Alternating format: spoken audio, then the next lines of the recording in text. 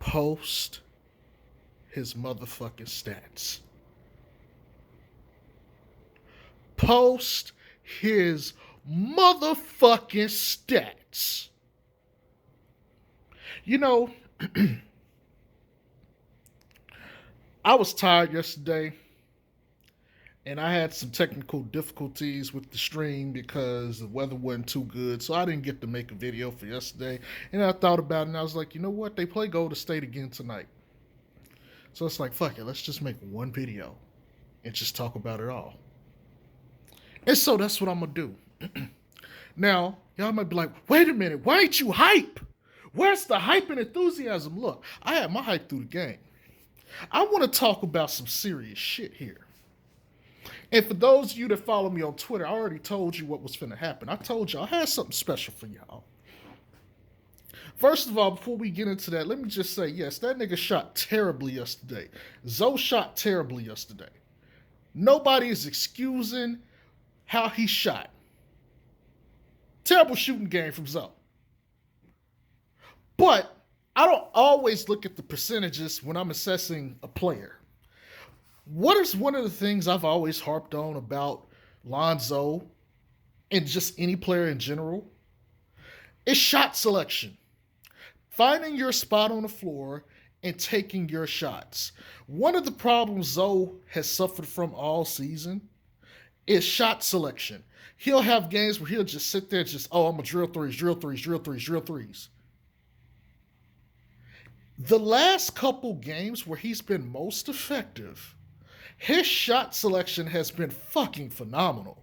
Now, I've always said I want him taking 15 shots a game, 5, 5, 5.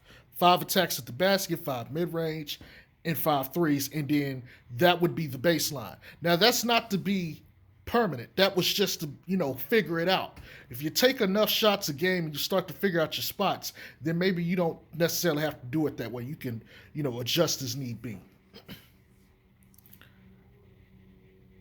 And Lonzo was shooting all over the court today. Mid-ranges, attacks at the basket, and threes. And he was very effective. Even hit the clutchest step back mid-range off the motherfucking jumper, baby. Just sit there and said, come hold this motherfucking L. Hold that to your chest. Phenomenal. He just put on a fucking, dare I say, KD-like performance. Of course, he didn't shoot the mid-range like KD. Nobody can replicate KD. But he was hitting in all the spots on the floor. He used the entire court. Exceptional. Exceptional. And that's why he matched his career high tonight with 33 points. But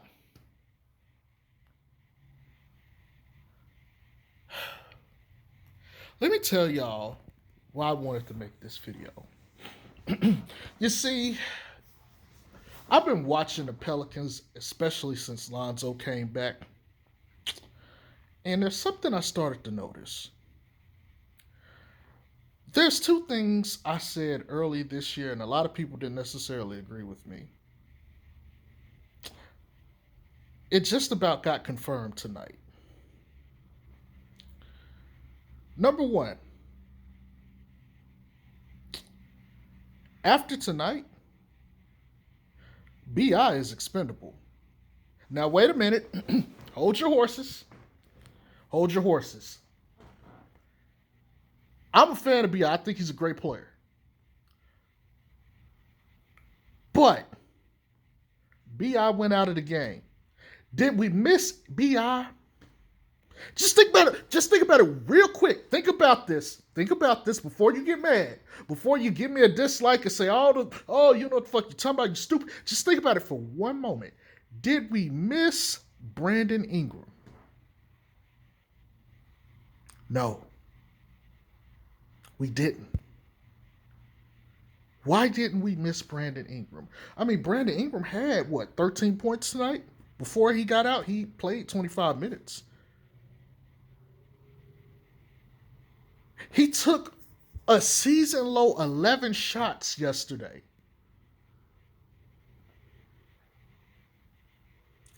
Did we miss him on the court? No. Why? Think about that real quick. Why didn't we miss him on the court? And I'm going to come back to that. Here's the other thing. Lonzo has kind of asserted himself as the number 2 guy on this team, low key. Oh, man. Chase Strokes, that is not what you want to tell us. But wait a minute. It is what I wanted to tell you. I want you guys to check this out. And I've been reading some of you guys' tweets because I follow a couple of you guys. Some of you, I don't necessarily know your Twitter profile name. Some of you guys to your YouTube name. If you guys want to, you can inbox me on Twitter and let me know. Be like, hey, this is such and such. I comment on your videos and let me know. And that way I'll be like, okay, cool. Because that way I can make the connect and figure out who you are. But here's the thing, guys. Why is it that every time there's a big game, Brandon Ingram is nowhere to be found? But when Zion is pushing forward, who is right there with them? Lonzo Ball. And what has been going on recently? Every time there's a need for a win on this team, Lonzo is carrying with Zion. Now, who carried them tonight? It was Lonzo Ball. And I get it. People are not going to like this. They're going to feel like I'm shitting on Brandon Ingram. I'm not shitting on Brandon Ingram. I'm telling y'all the fucking truth. The real duo of this team is Lonzo and Zion. And Lonzo does not have to go out there and put up 33 points every night. He does not have to do that. That's fine. He's not that guy anyway. You don't need him to be. But it's good to know that tonight when he takes a diverse shot chart and he can get to the free throw line, he will get you 30 points consistently. Or at least that's the way it seems. But hear me out. What y'all probably haven't noticed is, since Zoas came back from that injury, his assist numbers have shot up. 8 assists, 12 assists, 10 assists, 9, 7. He's throwing out like he is in control of this team. He is so in control of this team that there are people begging for Zoe to get back in the game even when he's shooting bad. He is shooting bad. People want him back in the game because when he comes out of the game, there is a noticeable drop-off. Because let me tell y'all about a certain player here, LeBron James. LeBron James has his hand in so much of the cookie jar that when he's out, the teams fall apart. When Lonzo is not playing, the team seems to fall apart. Zion, for as talented as he is, he cannot hold those lesser talented guys together. He's not good enough. Brandon Ingram can so accommodate, but he's not that guy. Lonzo, which we've seen this year, can take a bunch of scrubs and go beat an actual NBA team.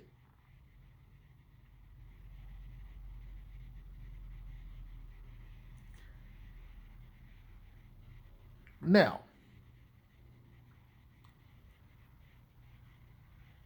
why are they not missing Brandon Ingram? I've told you guys, Brandon Ingram likes to be in the same spots that Zion is for offense. It's not good enough to have two guys that want to play in the same location on offense. See, what happened is, and I hope you guys was paying attention to this, and Antonio Daniels alluded to like the options they had late in the game with Zion is on the floor. It's like, okay, how are you guys going to run this? Are you going to basically play two-man game with Zion and Lonzo, or are you going to basically put them on opposite ends of the court and have them work? It was obvious. Get the ball in the post. If Zion can make a play, he makes a play. If not, he's looking for Lonzo. He is looking for Lonzo. Everybody else clear the fuck out. By the way, Lonzo told everybody, clear the fuck out. You guys said, oh, I wish he'd be more of a floor general. You guys, I know a lot of people like, oh, he was chirping at Draymond. I'm going to talk about that too. But I don't know, since he came back from injury, Lonzo has took it up another level. He has ascended again. Now, to a point I made in an earlier video this year, I said there was a possibility that he would ascend again this season. But the game threshold for it already passed. It was game 35. It seems that Lonzo is starting to ascend again. This was supposed to happen next year. He is early. When a player is early to the party, they are going to soon become all-star level, historically. What did Lonzo say? If you guys, I don't know, have you guys seen that Shams interview with Lonzo? What did Lonzo say? He said, I'm going to be an all-star real soon. Real soon. That's coming soon. He knows what time it is.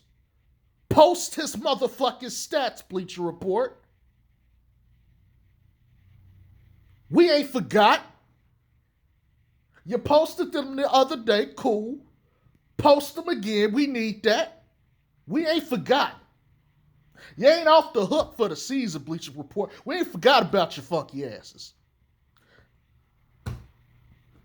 But Lonzo seems to be ascending again at the right time. He is getting way more assists. He is scoring more. His rebounds are up. His defense has been exceptional. Yes, I know people are going to talk about yesterday's game, and I get it. Players are allowed to have a bad game. B.I., on the other hand, he has not had just a bad game. He is having bad games. Multiple. Lonzo had a game the other night where he had 6 points. Lonzo had a game the other night where he had 7. But in between those games, 33. 33. Yes, there's a high and a low, and I get that. But at least you can book it just about. If he has a bad game, there's going to be a good game right behind it. With B.I. had 13 or 4. No, he had like, I think he had 24 or 17 the other night. I can't remember. Maybe he had 13. I don't remember. But tonight, he had 13. I think he had 17 the other night. I could be wrong. So, yeah. 13 points again. That was before he got injured. And it's possible if he played more, he would have got more points. But, I mean, come on, man. It's right in the face. I've been telling people since before the season started. That's who you build around. You build around Zoe and Zion. Not because Brandon Ingram isn't talented, but because he fits. Like, there's synergy between those two. There is pro level. We have been playing for 5, 6, 7 years synergy between those two cats. And they've only played barely 82 games together. Barely a full NBA season, and they already have one of the best chemistries in the league. Period. When B.I. went out of the game, I didn't trip. People were panicking. I didn't trip. I'm not worried about B.I. because all he's going to do is score and give up points on the defensive end. He's not going to give us assists and rebounds. I'm not worried about him. All he's going to do is clog up the places that Zion want to be. We don't need you on the court for that. All I knew I had to do was wait. All right, they just need to keep this game close enough for when Lonzo gets back in and they pull out Zion and then Zion can get back in with him. That's it. If you keep the game close enough, that's all they need. That is all they need. Because the key to stopping Steph was simple. The minute they try to pull that pick and roll, you hedge it and you double and you trap them out of it. What does Steph do? See, here's the thing about Steph. Let me explain Steph's game to you real quick. Steph is really easy, right? Steph is an options-based player that likes to run around the court. He reads the screens and he reads the defenses and he takes the appropriate cut to get where he needs to be on offense. But Steph's passing game, and there's been videos done online about Steph's passing game. Steph is 6'3", maybe 6'2". Steph does not have the verticality to pass over the trap, so he will just sling the ball, and especially because he can't see, he'll throw long round arm passes, which have a high susceptibility to getting picked off. When you trap Steph Curry, you put him in the worst position possible. And especially because there's no Clay on the team this year, there's just Wiggins and Draymond and the others. Nobody else can make a play. The entire game plan should have been trap Steph Curry at the top of the key the entire game. There was no reason for him to get 37. Oh, by the way, let's not forget, he had 30 at halftime. He finished the game with 37. So, I'm sorry. Defense? Might I interest you in some defense? Thank you, Lonzo. We appreciate you for that. We definitely appreciate you for that. But post my man's motherfucking stats, why don't you? Anywho, Steph Curry is very simple. Of course, he's going to make his options. He's going to slip by. He's Steph. He's amazing. And I love Steph. Steph's one of my favorite basketball players of all time. I am a Steph fan. I like watching him work on the court. It's a fucking work of art. But Steph is easy to figure out. Trap his ass like you would do Dame, and he's going to turn the ball over. And the Warriors are going to be less effective. It's that simple. Guard him one-on-one with someone who's smart enough to stick with him and got the stamina, i.e. Zoe. Bledsoe, I got to give him credit, was doing a good job of trailing him and chasing him down. And I'm not going to, discredit that. I also got to give credit to Jackson Hayes, who said, I'm going to come up and meet Steph and trap him. And then when he gives up the ball, Lonzo got him. I'm going to go look and cover down on my man. Excellent. Excellent team defense by the Pelicans tonight. I got to give them guys credit because we've been crushing their nuts all year. You guys played exceptional defense, especially in that second half. Kudos to you, motherfuckers. Kudos to you. Now, it's been a lot of chirping online by some media members out here and some tweeters out here. Y'all got a whole lot to say, but y'all was extra quiet tonight. Because Zoe went into his burner account and started giving buckets to people out there. And people are sitting there wondering like, damn, Zoe could do that? We already knew what he could do. I told you guys at the beginning of the season, he needs time to get comfortable with what he learned. That shit takes time. It takes fucking time. One, you got to adjust to your role. Which, by the way, don't fit him. But guess what? When B.I. is in the game, guess what Zoe has to do now? Zoe has to do a little bit of B.I. and he got to do a little bit of Zoe. He got to mix the two. So what does Zoe start doing? Zoe start hitting all over the court. You guys didn't know he could make a step back mid-range? He practiced it this offseason. It's okay that he has missed it. It has been okay because guess what? Is he getting to his spots? That's the problem. He needed to learn where his spots is. It's okay if he misses. He's going to fine-tune the mechanics of that this offseason. Oh, don't think I didn't see the part where he dribble. Can't you see? Yeah, I saw that. I saw when he sat there and he's like, okay, I got you, Steph, hold this. He still needs to work on that a little bit more. And he needs to get more diverse with that. That'll come this offseason. But the fact that he felt confident enough to pull it off in the game, or at least to try to, I'm good with that. I am perfectly good with that. People talk about, the step back. Look, he'll figure that shit out. It may not be that he needs to use it for three. He might be like, okay, you know what? This is a nice weapon in the mid-range. I need to use that glass a little bit more. I need to get a nice little soft touch off the glass. Because he was killing them. They didn't know how to guard him. And let's talk about this Draymond Green thing. Now, For those of you that don't know, I'm ex-military. I was a medic in the Army for 4 years. I'm okay at reading lips.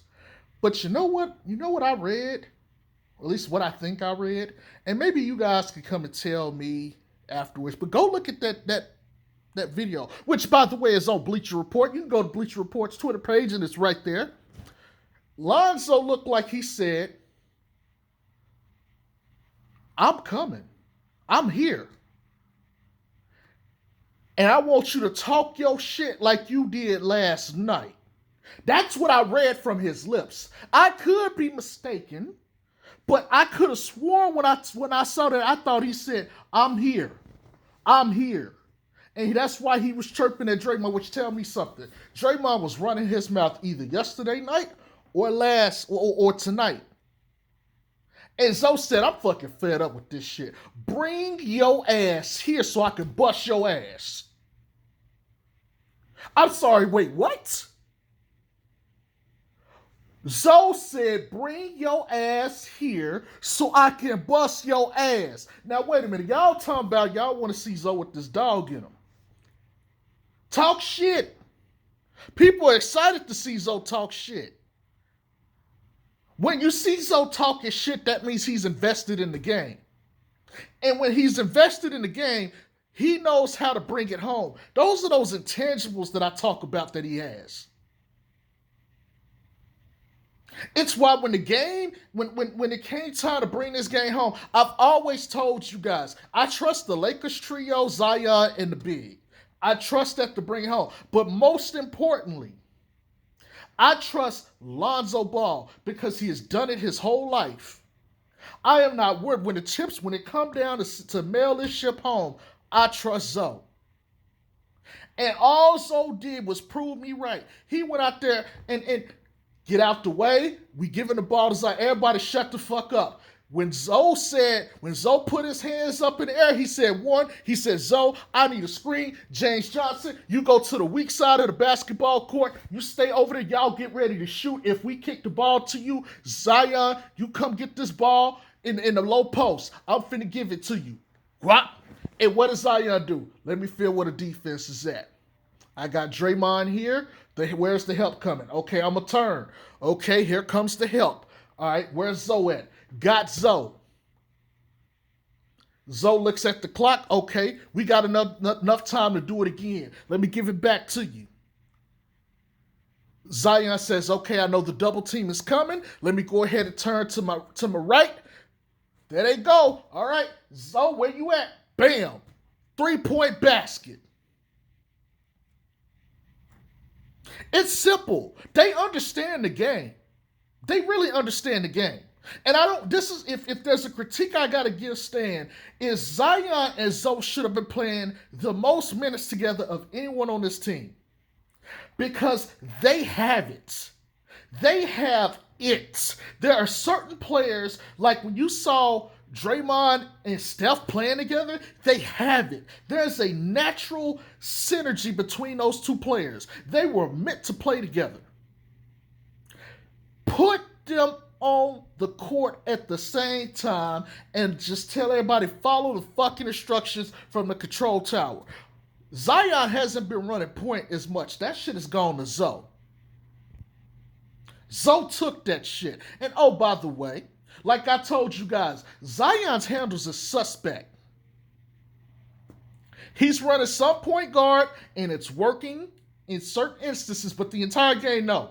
Put the ball in Zoe's hands. Even if Zoe is going to go and sit in the corner at some point to space the floor, which I don't have an issue with, Zoe is still interacting with the offense and giving commands. You, here, this is what you need to do. It's simple. It's really, truly simple. This game ain't hard. And between them two, it's not that hard. This is simple fucking basketball. And when Zoe is forced into the position where he has to be the alpha on this team,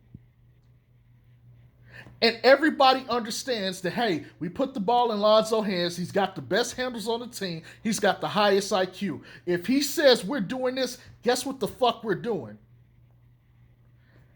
You don't have BI or all these other people. It's just you and Zion. That's it. It's go time. Everybody else on the court know Zoe is the leader, Zion's the leader. Whatever they say, go. When you got B.I. on the court, Zoe has to take a back seat and allow B.I. the chance to get his reins. He's got to allow him to get his shots off. Understandably so. But every fucking time B.I. ain't been in the game to close, Zion and Zoe have brung them home. I remember when they first mentioned this contract, I made a video and stated there's a reason he has that fucking trade kicker. And I'm gonna tell y'all right now, I'm gonna put this out here. It wouldn't surprise me one bit if they make a trade this offseason to get rid of B.I. and keep Lonzo and Zion. It wouldn't surprise me one fucking bit because they gave him that trade kicker for a reason. And I hope this ain't the case, but I could see them doing some shit like Pelicans trade, Brandon Ingram and 2 or 3 first-round picks for Bradley Beal. Because apparently the fan base got this like orgasmic relationship with Bradley Beal. Like he is the savior. So it wouldn't surprise me if I saw some shit like that.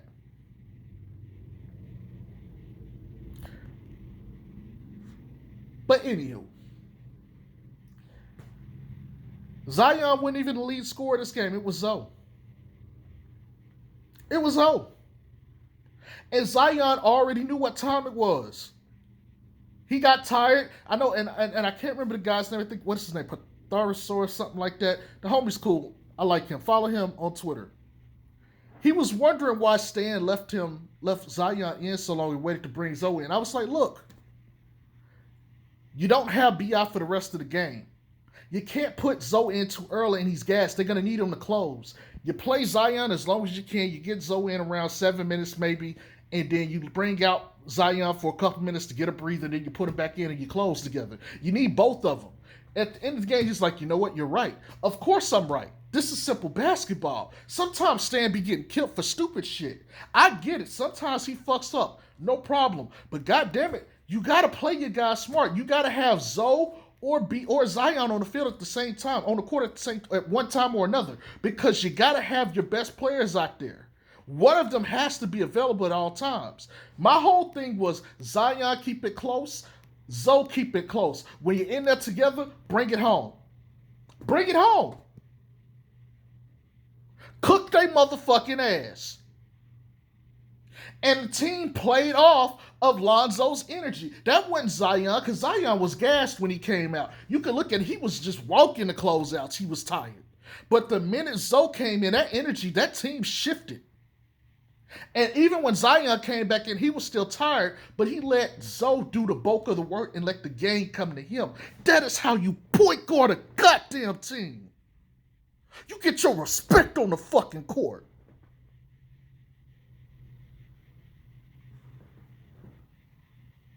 So to me, it's not shocking. This shit don't shock me. I'm not excessively hyped right now because I know what Zoe is. I know what Zoe is. LaFar told us about this. We done watched this man from Chino Hills to UCLA. We know what he is. We already know. It's the other dumbasses out there that just want to stop watching all this shit and talk all they nonsense about one fucking player, but when they guy is not having a good game, they keep their mouth shut. These punk-ass media members know who the fuck I'm talking about. Always got some shit to say. Well, when Zoe, I thought he was a team player. But when I saw the interview with Chance, he's a Zoe guy. Get the fuck out of here, pussy nigga. Y'all just looking for shit to say about the man. But hey, when he said, y'all ain't gonna say, oh, Zoe helped win us these 2 games. Yes, he may have helped lost the game too, for sure.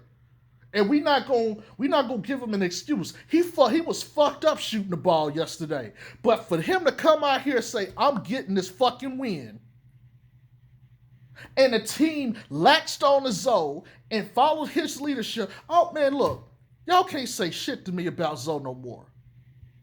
That's why half these motherfuckers is blocked. And if Zoe get traded, and he mentioned how him and Julius is real tight. And that ain't fraud, because he mentioned Julius on Ball in the Family when he first got traded. And when Julius got traded, how he was upset. That was something on Ball in the Family. It was said, and now he mentioned it again. New York is in fucking play. And the article just came out about a week or two ago talking about they are heavy on Lonzo Ball.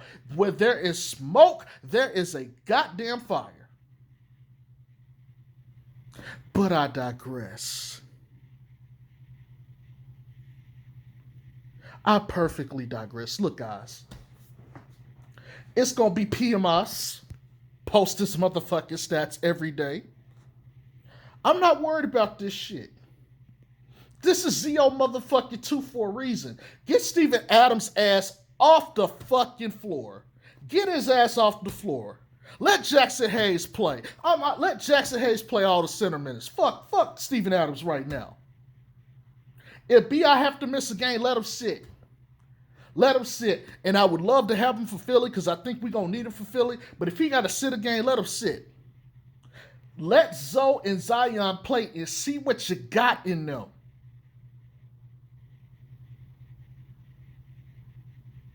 That's all I'm asking for. With that being said, I'm going to close this video out.